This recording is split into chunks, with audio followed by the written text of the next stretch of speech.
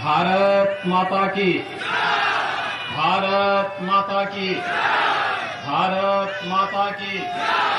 वंदे वंदे वंदे। आमी बांग्लार पवित्र माटी के प्रणाम करेছি। যেখান থেকে गुरुवर रविंद्रनाथ टैगोर,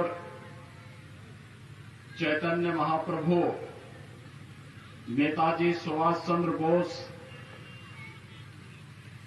रामकृष्ण परमहंस, स्वामी विवेकानंद एवं और अनेक महान पुरुष जरिएचेन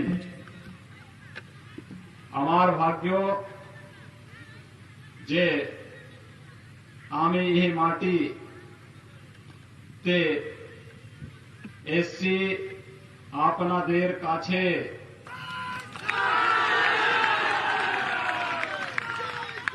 मंच पर उपस्थित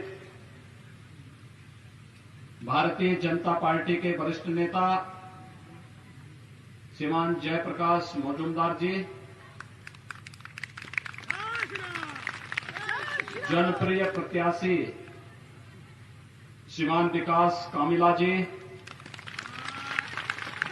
श्रीमान अरुण जाना जी, कृष्णेंदु गैन जी, स्वरूप सुंदर मैती जी, श्यामा प्रसाद हल्दर जी, सत्यव्रत गिरी जी, मिलन कुमार दास जी, पलाश राणा जी, अशोक कुकायत जी, अरुण घुमिया जी, दिलीप जाना जी, असित मंडल जी, कैलाश चंद भुइया जी और यहां पर लोकसभा के प्रभारी के रूप में काम कर रहे श्री मान सिंह गोस्वामी जी, भारी संख्या में इस सागर असेंबली कॉन्स्टिट्यूएंसी से उपस्थित इस क्षेत्र के सभी भाइयों बहनों, मैं मर्यादा पुरुषोत्तम भगवान श्री राम और भगवान श्री कृष्ण की धरती से रामकृष्ण परमहंस जी की और चैतन्य महाप्रभु की इस पावन धरती पर आपके बीच में आया हूं। मैं इस धरती को कोटि कोटि नमन करते हुए आप सबका हृदय से अभिनंदन करता हूं। भाइयों बहनों, बंगाल की धरती भारत की सांस्कृतिक राष्ट्रवाद की धरती है। जब भी भारत किसी चुनौती से घिरा है, बंगाल भारत को उस कालखंड में मार्गदर्शन देने के लिए उपस्थित रहा है। याद करिए, कभी चैतन्य महाप्रभु ने इस पूरे क्षेत्र में अपनी भक्ति से सनातन धर्म को जीवित रखने का कार्य किया था और कभी रामकृष्ण परमहंस ने अपनी साधना से बंगाल की धरती को एक नई ऊंचाइयां दी। कभी इस धरती से नेताजी सुभाष चंद्र बोस ने भारत की आजादी का बिगुल फूंका था और कहा था, तुम मुझे खून दो, मैं तुम्हें आजादी दूंगा। और बंगाल की धरती है जहां से स्वामी विवेकानंद ने वैश्विक मंच पर कहा था कि गर्व से कहो हम हिंदू हैं, और पूरी दुनिया के मंच पर जाकर के न केवल बांग्लादेश बंगाल का बल्कि भारत की संस्कृति और भारत की परंपरा को वैश्विक मान्यता देने का कार्य किया था। ये बंगाल की धरती है जहां गुरुदेव रविंद्रनाथ टैगोर ने भारत का पहला नोबेल प्राइज प्राप्त किया था और भारत को राष्ट्रगीत देकर के पूरे भारत में आजादी के बाद राष्ट्रगीत के रूप में किसी की कृति को महत्व मिला था तो गुरुदेव रविंद्रनाथ टैगोर की कृति जनगण मन को मिला। और भाइयों बहनों, ये बंगाल की ही धरती है जिसने भारत को राष्ट्र गीत दिया वंदे मातरम के रूप में, जो भारत की आजादी का अमर गीत बन गया, जिसको गाते गाते हमारे क्रांतिकारी फांसी के फंदे पर झूल जाते थे। लेकिन विदेशी आक्रांताओं की, विदेशी फिरंगियों की गुलामी को उन्होंने स्वीकार नहीं किया। ये बंगाल की धरती है जहां से नेताजी सुभाष चंद्र बोस ने और डॉक्टर श्यामा प्रसाद मुखर्जी ने भारत की आजादी के बिगुल को एक नई ऊंचाइयां दी थी। और इसलिए बंगाल की धरती हमारे लिए अनेक प्रकार से पवित्र धरती है। यह धरती हमारे लिए इसलिए भी महत्वपूर्ण है कि सागर में मायापुर, नवद्वीप, दक्षिणेश्वर, कालीघाट, तारापीठ, बंकेश्वर और कपिल मुनि के पवित्र आश्रम इसी बंगाल की धरती पर है। हर भारतवासी जब यहां पर काली बाड़ी की काली माई का दर्शन करने के लिए आता है, अपने को धन्य धन्य महसूस करता है। और आज तो मुझे आपके बीच में आकर के इस चुनावी सभा के माध्यम से बंगाल की इस धरती को प्रणाम करने का एक अवसर प्राप्त हुआ है। मैं इस धरती को कोटि कोटि नमन करते हुए आप सबका हृदय से अभिनंदन करता हूं। भाइयों बहनों, हृदय से अभिनंदन करता हूं। भाइयों बहनों, बंगाल की पीड़ा के साथ जुड़ने के लिए भारतीय जनता पार्टी आपके साथ खड़ी आई हुई है। बंगाल कभी भारत का समृद्ध राज्य माना जाता था। बंगाल कभी भारत का औद्योगिक राज्य माना जाता था। बंगाल की प्रति व्यक्ति आय भारत की प्रति व्यक्ति आय से अधिक थी। लेकिन धीरे धीरे करके पहले कांग्रेस ने, फिर कम्युनिस्टों ने और फिर आज टीएमसी ने बंगाल के उद्योगों को नष्ट करके यहां के नौजवानों को बेरोजगार कर दिया। आज बंगाल में उद्योग नहीं, लेकिन टीएमसी का भ्रष्टाचार का उद्योग फल फूल रहा है।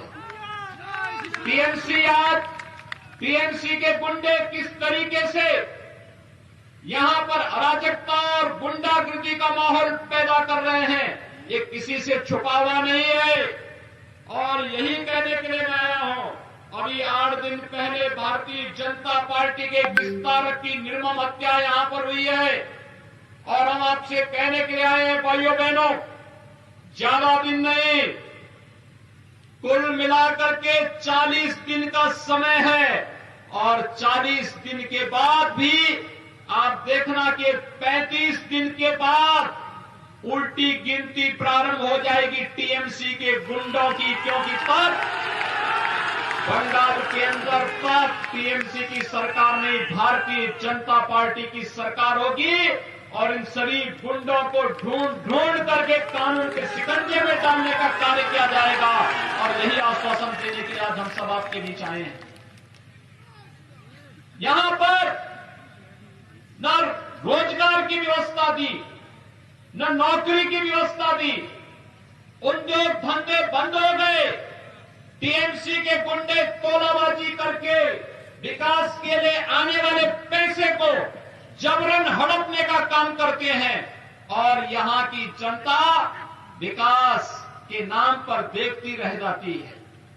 विगत वर्ष यहां पर एक साइक्लोन आया था। प्रधानमंत्री मोदी जी ने 1000 करोड़ रुपए की घोषणा यहां के लोगों को सहायता देने के लिए किया, लेकिन पैसा टीएमसी के गुंडों ने हड़प लिया। जनता के पास पैसा गया ही नहीं, रात पहुंची नहीं। सरकार ने जनता के सामने ये पहुंचने ही नहीं दिया। इसका मतलब टीएमसी का विकास में कोई रुचि नहीं। ममता दीदी पिछले 10 वर्षों से मुख्यमंत्री है और भाइयों बहनों, मुख्यमंत्री के रूप में 10 वर्षों में उन्होंने बंगाल के अंदर कितने लोगों को मकान दिया है, प्रधानमंत्री आवास कितने लोगों को दिया है, ये पूछा जाना चाहिए। अकेले उत्तर प्रदेश में 4 वर्ष में भारतीय जनता पार्टी की सरकार ने 40 लाख गरीबों को एक एक आवास यूपी के अंदर दिया है। 1,38,00,000 गरीब परिवारों को निःशुल्क विद्युत के कनेक्शन दिए हैं। 1,35,00,000 गरीब परिवारों को रसोई गैस का निःशुल्क कनेक्शन दिया है। 2,61,00,000 गरीब परिवारों को एक एक शौचालय उपलब्ध कराया है। 6 करोड़ लोगों को आयुष्मान भारत में 5 लाख रुपए की स्वास्थ्य बीमा का, आरोग्यता का बीमा कवर उपलब्ध करवाया है। और भाइयों बहनों, 2,42,00,000 किसान परिवारों को 6,000 रुपए सालाना प्रधानमंत्री किसान सम्मान निधि देने का काम किया है। मैं पूछना चाहता हूं ममता दीदी से, आखिर ये लाभ बंगाल की जनता को क्यों नहीं मिल पा रहा है? अगर उत्तर प्रदेश की जनता को ये लाभ मिल पा रहा है तो फिर बंगाल की जनता को ये लाभ क्यों नहीं मिल पा रहा है? कारण साफ है, टीएमसी की सरकार का लोक कल्याण में, जन कल्याण में, जनता के हितों पर कोई ध्यान नहीं है। ममता दीदी इसमें कोई रुचि नहीं लेती, उनका विकास में कोई रुचि नहीं। न हाईवे, न रेलवे, न एयरपोर्ट, न एम्स, न मेडिकल कॉलेज, ये कुछ भी दीदी नहीं बनने देगी यहां। क्योंकि दीदी को तो एक ही काम करना है। अब तो दीदी इस भगवे कपड़े से भी घबराने लग गई है। ममता दीदी को मालूम होना चाहिए कि भगवा भारतीय संस्कृति का प्रतीक है। आप सामने देख रहे होंगे भवन, और सामने एक और भवन, ये भी भगवे रंग से रंगे हुए हैं।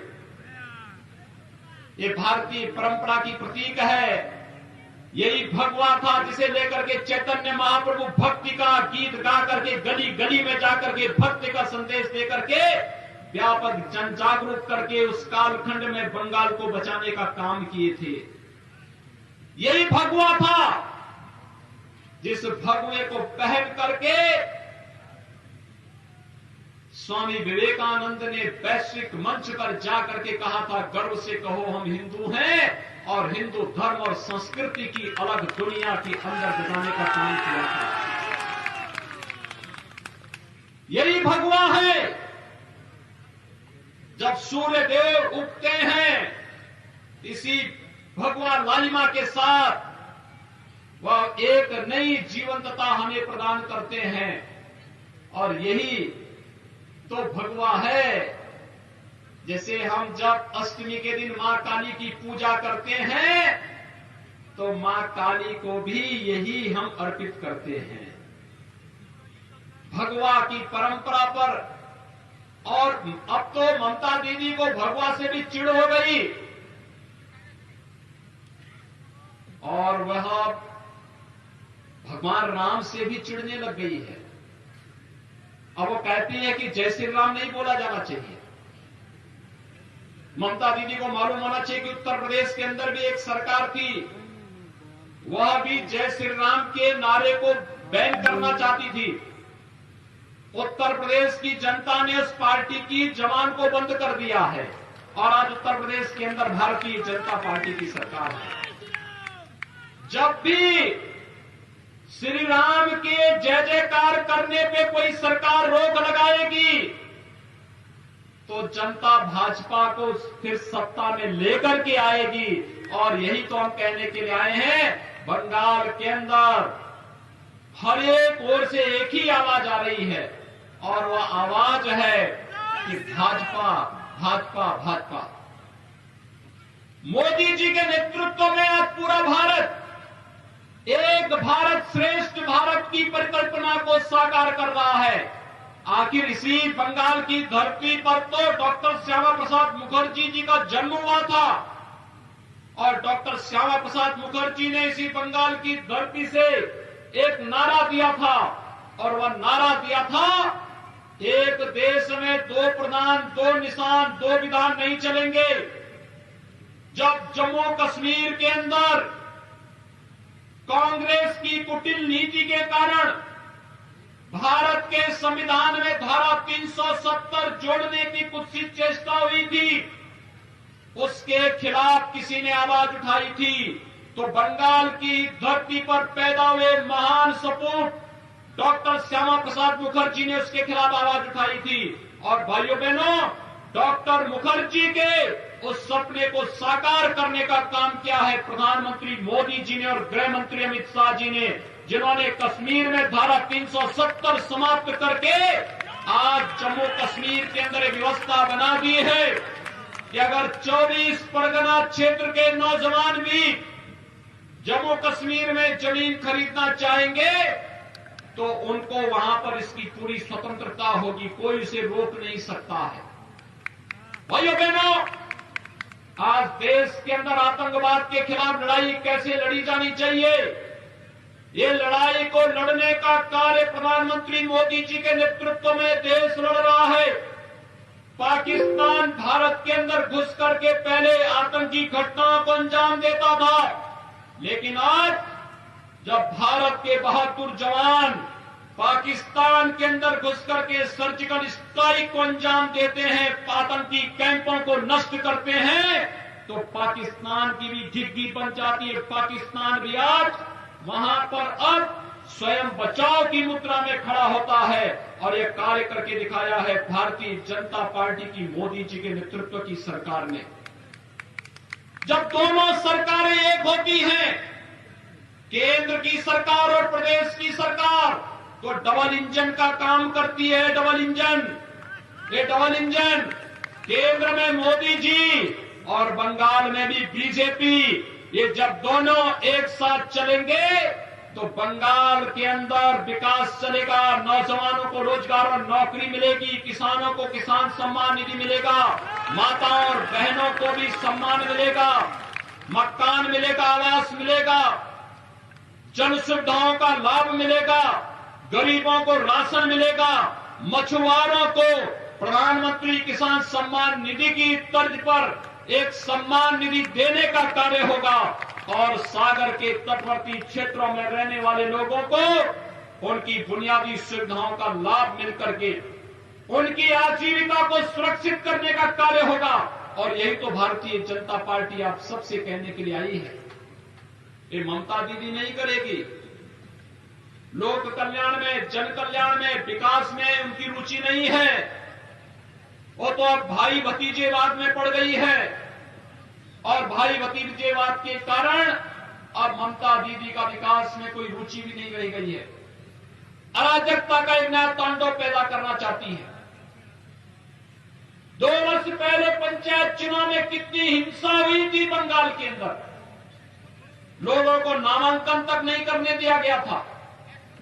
लेकिन आज मैं आपसे इस बात के लिए आश्वासन देने के लिए आया हूं, भाइयों बहनों, आप भारतीय जनता पार्टी का समर्थन करिए। भारतीय जनता पार्टी आपकी सुख समृद्धि और उज्जवल भविष्य के साथ कदम से कदम मिलाकर के भारतीय जनता पार्टी का कार्यकर्ता आपके साथ मिलकर के कार्य करेगा। और यही आश्वासन देने के लिए आज हम सब आपके बीच में यहां पर आए हैं कि भारतीय जनता पार्टी ने श्री विकास कामिला को अपना प्रत्याशी बना करके इस सागर असेंबली कॉन्स्टिट्यूएंसी से आपके बीच में उतारा है। श्री विकास कामिला आपके बीच के एक जुझारू प्रत्याशी हैं। इन्होंने आपके बीच में संघर्ष किया है, इन्होंने यहां पर आकर के आपके हितों के लिए कार्य किया है और ये आने वाले समय में भी बंगाल के अंदर भारतीय जनता पार्टी का कमल चुनाव चिन्ह को लेकर के भारतीय जनता पार्टी को विजयी बनाने के लिए आज आपके बीच में यहां पर उपस्थित हुए हैं। मैं आप सबका आह्वान करूंगा, आप लोग सभी श्री विकास कामिला को समर्थन